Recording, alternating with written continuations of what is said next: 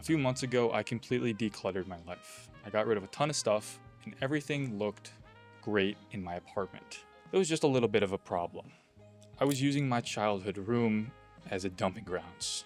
The stuff I didn't want, the stuff I wasn't ready to get rid of, all just got plopped into my childhood room. And over time, it really started to look terrible. There was stuff everywhere, boxes piled up, you couldn't even really walk around, there's 2 coffee tables. I was absolutely violating my parents keeping my room looking like that. So I decided I was gonna declutter it in one day. So I got in my car and headed home with one goal: get rid of everything. Let go of the things I couldn't get rid of the first time, the things I thought I might need one day, the supplements I was saving, the extra pillows, electronics, cords, donate all of it. And to ensure I parted with the things that were previously difficult for me to get rid of, I was going to follow several rules. That way I could go from making emotional decisions on these items to making objective decisions. So let me walk you through the rules. The first one is the under $20 rule. And it says that if an item can be replaced in under 20 minutes for under $20, you don't need to keep it just in case. Just get rid of it. If you really need it, you can buy it again. Second, the 90-90 rule, which asks you 2 questions. Have you used it in the last 90 days? Will you use it in the next 90 days? If the answer is no to both of those, the item is gone. Third, the shelf test rule, which says that if this item fell off a shelf and broke right now, would you replace it? If the answer is no, that item is gone. So with those 3 rules, there was no what ifs, there was no just in cases. So basically, get rid of almost everything in there was the answer. And the only caveat to that is those things that I wanted to actually save for my future house when I move into an actual house rather than an apartment. I decided to limit that number to 5 things total. And for those things, I had to wrap them in bubble wrap and put them in actual storage or in the attic. For things that were valuable or expensive and I for some reason found it really hard to part with them, I would just donate them on Facebook, tell myself that someone needs it more than me just keeping it in my room. And it makes it a lot easier to get rid of something that I spent a lot of money on. So when I decluttered my life in one day previously, I used something called the Konmari Method, which basically means that you only keep things that spark joy. You go item by item, you feel it in your hand, and you only keep it if it elicits a positive emotional response. There were some things that didn't spark joy, that I thought I should hold on to.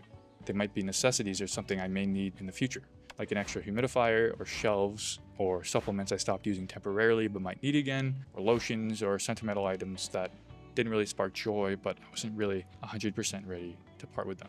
It was really these what ifs and these just in cases and these maybes that killed my declutter. And that's why I put all these rules in the first place, to get rid of these barriers, to get rid of the overthinking, and to get rid of the emotions that were stopping me from making the right decision. The rules make it objective. Does it cost less than $20 and is it easy to replace? Gone. Is it not used from the 90 days previously and next 90 days? Gone. If it broke right now, would I replace it? No, gone. Even if I may need it in my head someday soon, that's too bad. The rules say I get rid of it, I get rid of it. It's actually easier not to hold on to the just in cases and the what ifs and to let them all go. And that's the mistake I made the first time around. And that's why my childhood room looked the way that it did. Letting go of things really is not easy. It triggers so many emotions in us, and it makes us feel all kinds of different ways. It's not until we get rid of all those items, everything we're holding on to, that we realize how much weight we're actually putting on ourselves with all this extra clutter. We live in a culture of more stuff, more consumption, bigger house. More is always thought of as better, but the truth is that less is actually freedom. Less is less burdens, less to keep track of, less material possessions tied to your identity, and more focus on the things that matter, the present moment, the real world, friends and family. If you can keep yourself in this state of less, it really feels like you unburden yourself and you get a weight off your back. For me, just walking into this room before was so stressful.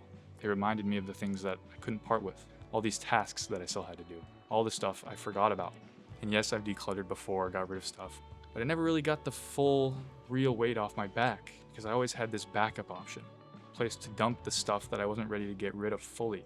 But now that that weight is gone, I feel a huge relief. And I can focus on other things now and not just worry about all the stuff I have to get rid of because it's all gone now.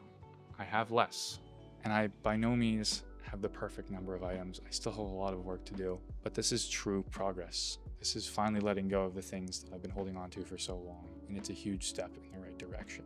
And this was all done in one day, a few hours even. We got some great results. Let me show you what my room looks like now. You can see we got rid of almost everything. This coffee table here on the left is going to be put in the attic. This one on the right is going to stay here. These drawers are literally all empty. This is all my magic cards and sentimental items on these shelves. Bed looks great, room looks great. I have my speaker, some RC cars that I'm keeping. This orange bucket of stuff is going in the attic. This TV is going to be posted on Facebook, and that's pretty much it. So it's possible. You really can get rid of all this stuff that's burdening you. This room literally looks amazing, and this was all done in a few hours. And this is all the stuff we got rid of. This small pile here on the left is stuff I'm bringing to my apartment. That bag is trash, and all the rest of this is donations. So pretty good results of the one-day declutter. Hopefully you found this video helpful or entertaining. If you enjoyed it, you can watch this video about how I decluttered my entire life in one day. Or you can watch this video about 15 habits that make my life so fun that I don't have time to scroll on the screen anymore.